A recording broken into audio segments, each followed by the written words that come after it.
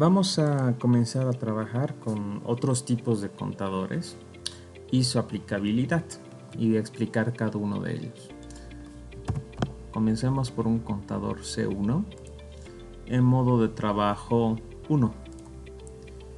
Vamos a colocar en Reset Input la entrada digital 2 y en Direction Set la entrada digital 3 y el valor de cuenta lo dejaremos en 5.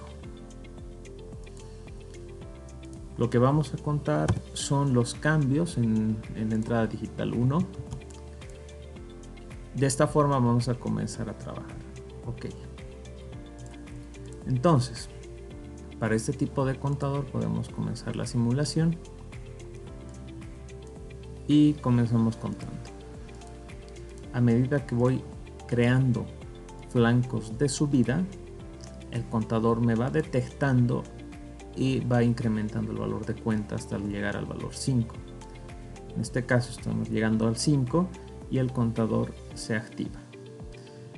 Cuando yo presione el botón I2, la cuenta se va a llegar a un reset. Si yo cambio esto en la entrada I3, que vendría a ser direction, la dirección de cuenta va a ser diferente. Si está en 1, la dirección va a ser regresiva, y si está en 0 va a ser ascendente. Si fuera 1 sería descendente y si fuera 0 ascendente.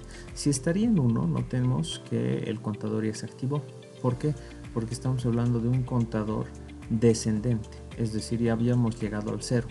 Si yo presiono la tecla reset, notemos que se resetea en el valor 5, y a medida que va llegando los valores, este contador va disminuyendo su valor hasta llegar al 0.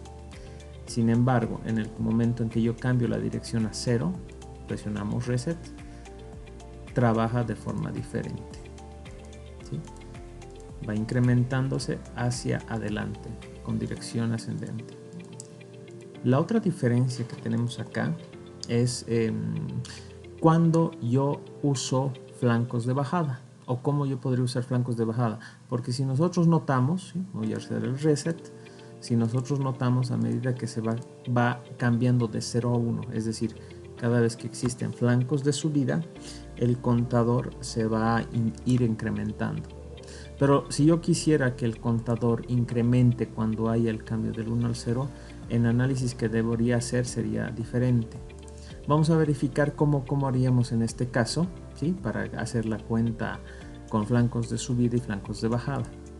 Para trabajar con flancos de subida podemos hacer de esta forma, o si gustamos usar el contacto D. El contacto D es un contacto que me genera pulsos o flancos de subida que van a cambiar de 0 a 1 si es normalmente abierto. Hacemos la prueba.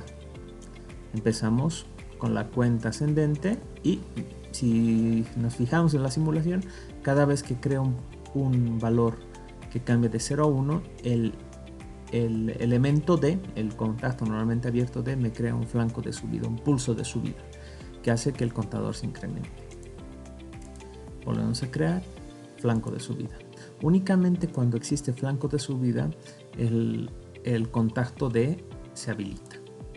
Únicamente en flancos de subida, hasta llegar al valor máximo. Ahora, si yo quisiera trabajar con flancos de bajada, bastaría cambiar el contacto normalmente abierto a normalmente cerrado. Si yo cambio normalmente abierto a normalmente cerrado, notemos que cada vez que cambia de 0 a 1, el contacto D no afecta en nada. Pero cuando cambio de 1 a 0, recién se activa. ¿Sí? Me contó una pieza en el flanco de bajada. Esto podría ser bastante útil, por ejemplo, cuando una pieza pasa por el sensor. Cuando termina de pasar, me detecta. En el caso anterior, me detectaría la pieza cuando está por pasar por el sensor, ¿sí? Entonces, en este caso, estaríamos haciendo que el contador cuente cada vez que el sensor, en este caso I1, detecta un cambio de 1 a 0. De 0 a 1 no detectó, de 1 a 0 sí detectó. De 0 a 1 no detecta, de 1 a 0 sí. De 1 a 0 sí. de 1 a 0, sí. ¿Sí? Entonces, de esta forma yo podría trabajar con este contacto normalmente abierto D o normalmente cerrado D, usar para flancos de subida, si fuera D normalmente abierto, o flancos de bajada, si fuera D normalmente cerrado. Este contacto D no solamente se usa en contadores, se puede usar en muchas aplicaciones.